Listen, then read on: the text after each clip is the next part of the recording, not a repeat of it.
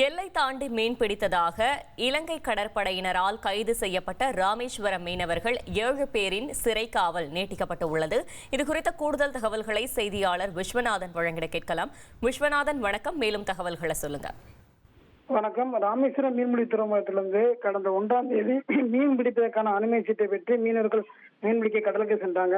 இந்த நிலையில் பாத்தீங்கன்னா, தனுஷ்குடி தலைமன்னார் எல்லையை மீன் பிடித்துக் கொண்டிருந்த போது அப்போதைக்கு ரோந்து வந்த இலங்கை கடற்படையானது எல்லை தாண்டி மீன் பிடித்ததாக ஒரு குற்றச்சாட்டை முன்வைத்து ஒரு விசைப்படைக்கும் அதில் இருந்த 7 மீனவர்களை கைது செய்து சிறையில் அடைத்திருந்தது.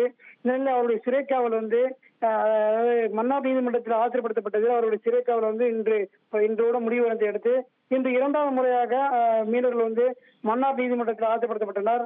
அவர் விசாரணை நடத்திய நீதிபதி வருகின்ற 14ஆம் தேதி வரை சிறைக்காவல் நீட்டிப்பு செய்து சிறையில் அடைக்க உத்தரவு பிறப்பிக்கப்பட்டுள்ளார். இதனையடுத்து மீனவர்கள் 7 பேரும் வவுனியா சிறைக்கு அழைத்து செல்லப்பட்டுள்ளனர்.